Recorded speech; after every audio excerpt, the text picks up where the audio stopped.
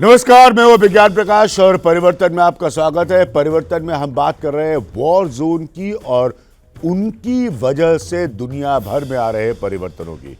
इस वक्त रूस और यूक्रेन में जंग चल रही है, दूसरी तरफ चीन और ताइवान जंग के दरवाजे पर खड़े हैं। दुनिया में ऐसी कई जंग के मैदान हैं, कहीं सीमाओं का विवाद है तो कहीं गृह युद्ध चल रहा है। लेकिन इंसान की नफरत और अदावत का स्तर अब यहां तक पहुंच चुका है कि धरती से लाखों किलोमीटर दूर चांद के लिए भी तलवारें खिंच गई है। एक तरफ अमेरिका है तो दूसरी तरफ चीन है। चांद पर दोनों ही देश अपनी अपनी दावेदारी ठोक रहे हैं। चीन के साथ रूस है तो अमेरिका के साथ यूरोपीय देश है, और इस वजह से अब अंतरिक्ष भी बन गया है एक नया वॉर जोन।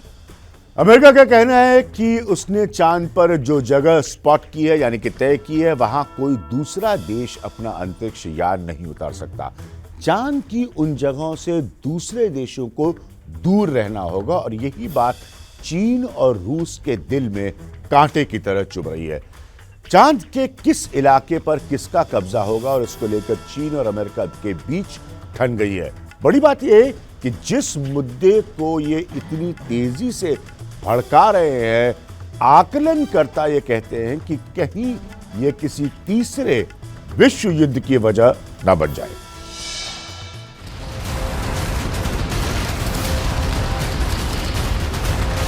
दक्षिण चीन सागर में ताइवान को धमकाकर दुनिया को दादागिरी दिखाने वाला चीन अब अंतरिक्ष में चांद पर कब्जे के लिए अमेरिका से टकरा रहा है।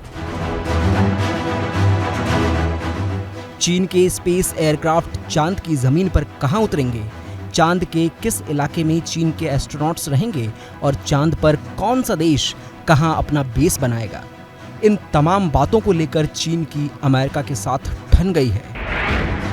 दरअसल अमेरिका की अंतरिक्ष एजेंसी नासा आर्टेमिस 3 नाम के मून मिशन की तैयारियों में जुटा है।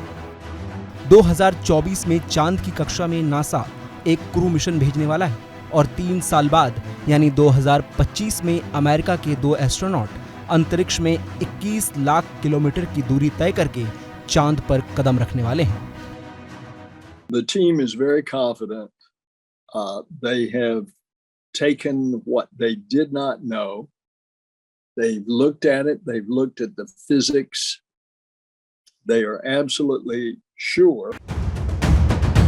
चांगई 7 मून मिशन के तहत चीन भी चांद पर कब्जे की तैयारी में है। 2024 तक चांद के दक्षिणी ध्रुव पर चीन मानव रहित मिशन भेजेगा, और 2030 तक चीन के एस्ट्रोनॉट भी चांद पर उतर सकते हैं। चीन के चांगई 5 लूनर मिशन के कमांडर झांग और उनकी टीम ने चांद पर 10 ऐसी साइट्स की खोज की है जहां चीन के एस्ट्रोनॉट्स उतर सकते हैं, और इसी बात को लेकर चीन और अमेरिका में ठन गई है। दरअसल नासा ने चांद पर ऐसी 13 जगहों की लिस्ट जारी की थी जहां स्पेस एयरक्राफ्ट आसानी से उतारे जा सकते हैं। फॉस्टनी रिम ए, शेल्कटॉन के पास की पहाड़ी, connecting ridge extension, de Gerlache rim 1, de Gerlache rim 2, de Gerlache Kocher massif, Haworth, Malapert massif, Leibnitz beta plateau, Nobile rim 1, Nobile rim 2 और एमंडसीन रिम।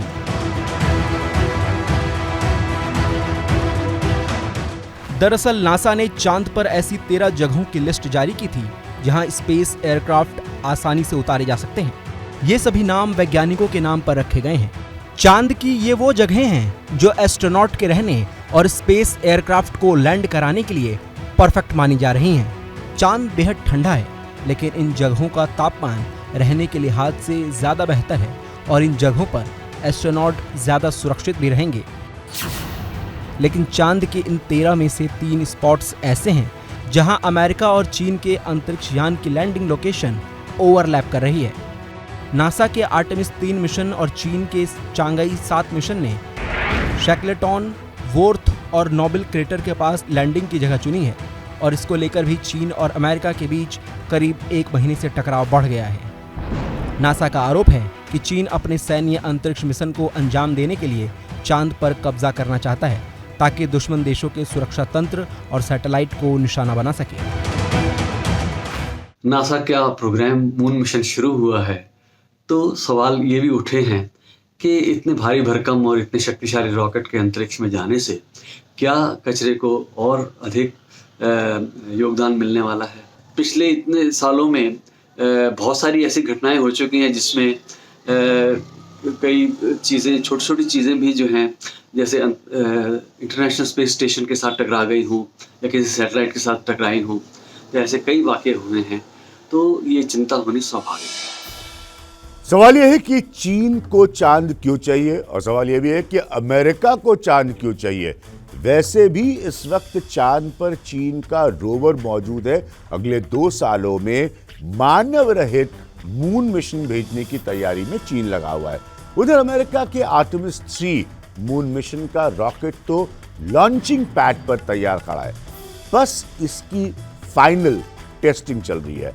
ऐसे में बड़ा सवाल है कि चांद में ऐसा क्या है कि करीब 53 साल बाद दोनों देश चांद पर कब्जा करने के लिए अचानक मचल उठे। चांद पर पहुंचने के आखिर क्यों अमेरिका और चीन भिड़ने के लिए तैयार है, इसकी असली वजह जानिए।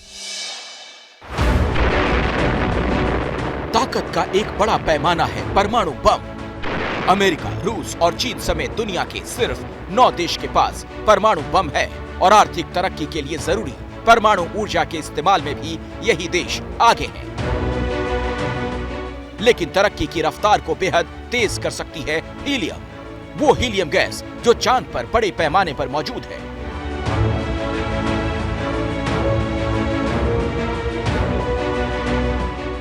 यूं तो चांद पर न्यूडीमियम, टाइटेनियम और सोने जैसे रेयर मेटल्स बड़े पैमाने पर मौजूद हैं, लेकिन चीन और अमेरिका की नजरें हीलियम 3 पर टिकी हैं, जो न सिर्फ चांद पर इंसान को आबाद करने में सबसे अहम होगा, बल्कि चांद से आगे मिशन मार्स के लिए भी स्पेस रॉकेट के लिए एक बेहतरीन ईंधन का काम करेगा।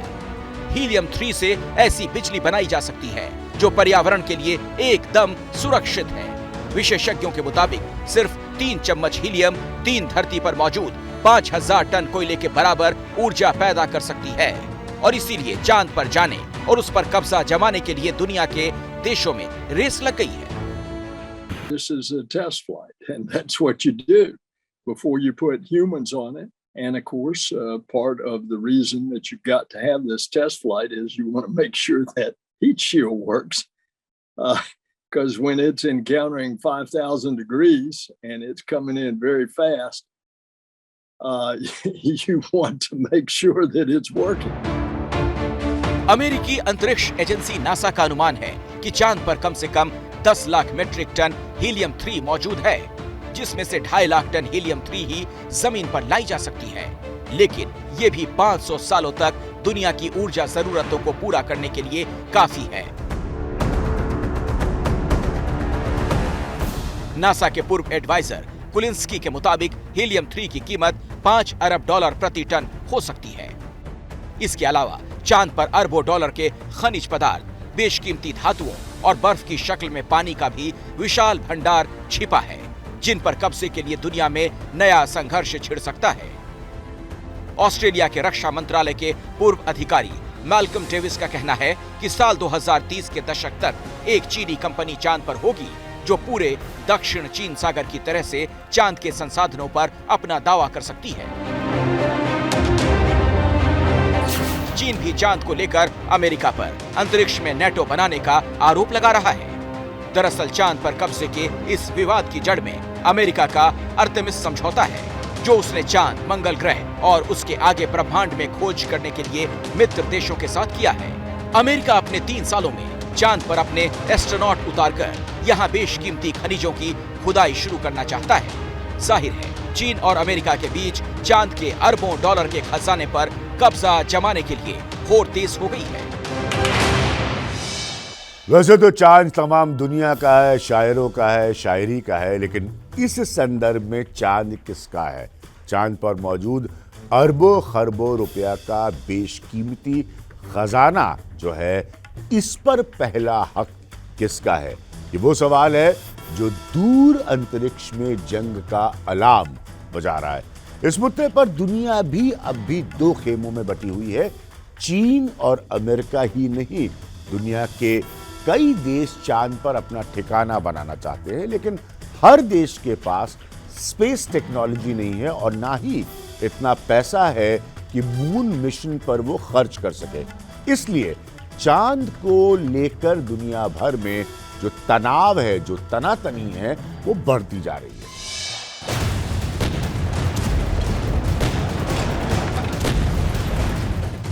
रूस और यूक्रेन में जोरदार जंग जारी है।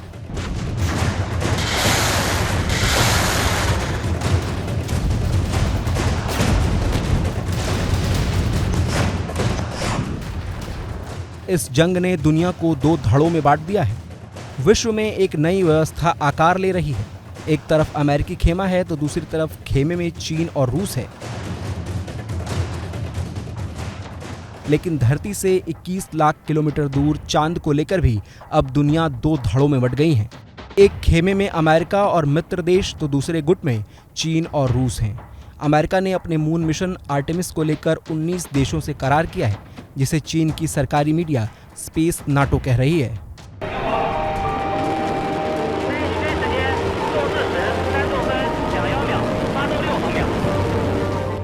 चीन और रूस आर्टेमिस समझौते के विरोध में हैं।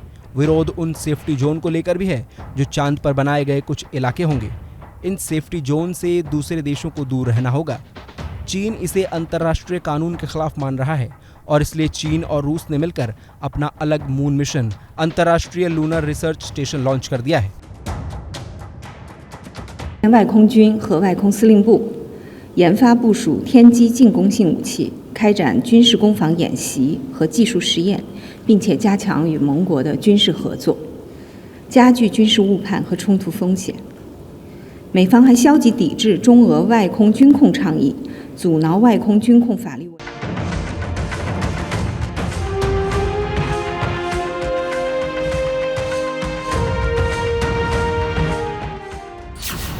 53 साल पहले अमेरिकी अंतरिक्ष यात्री ने पहली बार चांद पर कदम रखा था, लेकिन 1972 के बाद से चंद्र यात्राओं का सिलसिला थम गया। साल 1967 में 134 देशों के आउटर स्पेस समझौता हुआ था, जिसके तहत कोई भी देश अंतरिक्ष में मौजूद किसी ग्रह या उपग्रह पर अपना दावा नहीं जता सकता है। लेकिन चांद पर कब्जे के लिए जो होड़ मची है, उसमें सारे कायदे कानून नज़रअंदाज किए जा रहे हैं और यही वजह है कि चीन और अमेरिका के बीच अंतरिक्ष में भी तलवारें खिंची हुई हैं। पिछले कुछ वर्षों में नासा और चीन की अंतरिक्ष संबंधी गतिविधियों को देखते हुए बहुत से लोगों के मन में आशंका उठती है कि क्या हम अंतरिक्ष युद्ध की तरफ तो नहीं जा रहे। तो अंतरिक्ष में वैसे भी सहयोग की ज़्यादा ज़रूरत है। स्पर्धा से जो है बहुत सीमित ही फ़ायदा हो सकता है और अगर हम ये समझते हैं कि हम पहल में कुछ पॉइंट स्कोर कर जाएंगे तो अब वो बातें जो हैं सेकेंडरी ही हैं। अमेरिकी नासा प्रमुख बिल नेल्सन ने दावा किया है चीन अपनी सेना के नेतृत्व में आक्रामक तरीके से अंतरिक्ष कार्यक्रम चला रहा है और वह एक दिन चंद्रमा पर कब्जा कर उस पर अपने स्वामित्व का दावा कर सकता है। नेल्सन ने यह भी दावा किया है कि चीनी अंतरिक्ष यात्री दूसरे देशों के उपग्रह को अंतरिक्ष से ही तबाह करने की ट्रेनिंग भी ले रहे हैं। चीन और रूस और अमेरिका चांद पर ठिकाना बनाना चाहते हैं। तैयारी भी पूरी है और अगले 10 साल में संभव भी हो सकता है। अगर ऐसा होगा तो चीन और अमेरिका के बीच टकराव और बढ़ेगा, क्योंकि चांद की जो पोजीशन है वो बेहद अहमियत रखती है, बेहद अहम है। यहां से अंतरिक्ष में आगे सफर करना आसान है, अंतरिक्ष में जंग भी लड़ी जा सकती है। चांद की जमीन पर हथियारों का परीक्षण भी सुरक्षित तरह से किया जा सकता है। अमेरिका की योजना चांद पर अपने परमाणु हथियारों को सुरक्षित रखने की भी रही है, लेकिन सबसे खास बात यह है कि चांद से सैटेलाइट पर साधा जा सकता है निशाना और इसलिए चीन और अमेरिका दोनों देश यहां अपना सैन्य ठिकाना, मिलिट्री बेस भी बनाना चाहते हैं।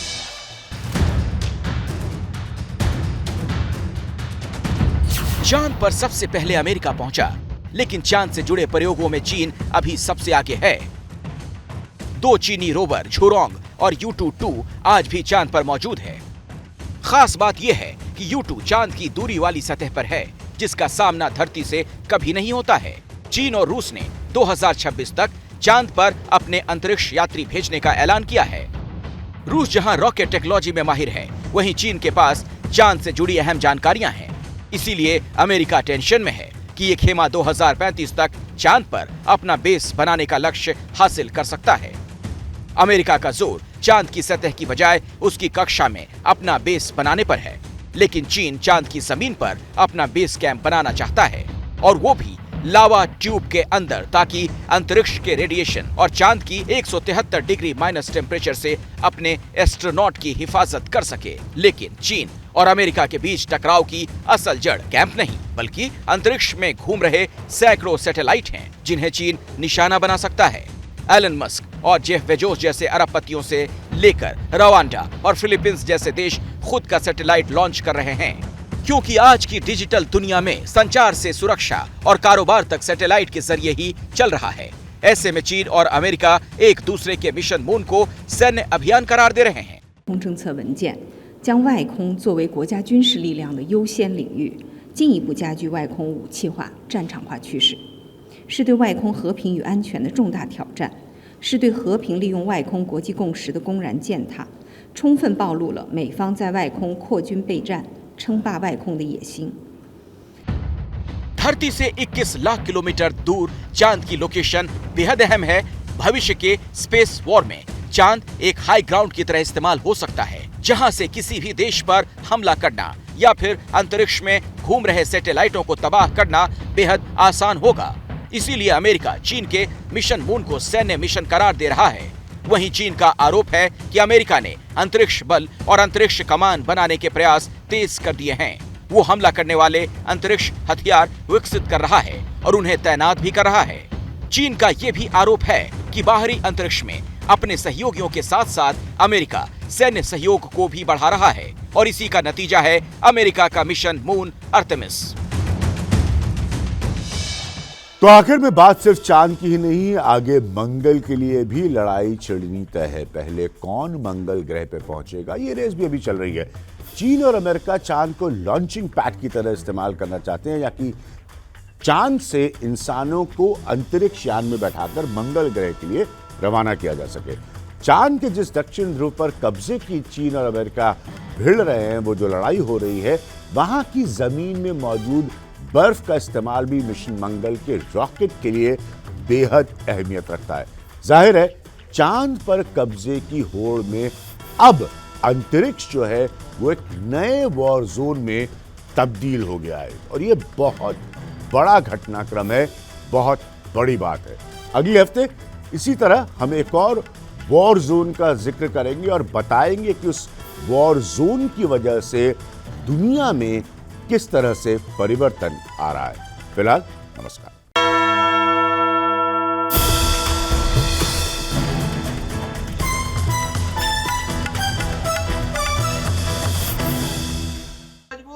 क्या मजबूरी है मेरी, बताइए।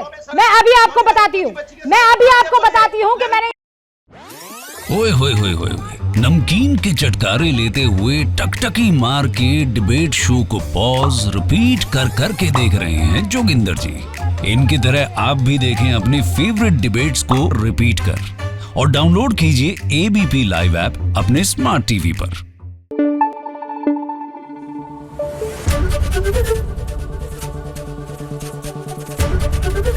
एबीपी न्यूज आपको रखे आगे।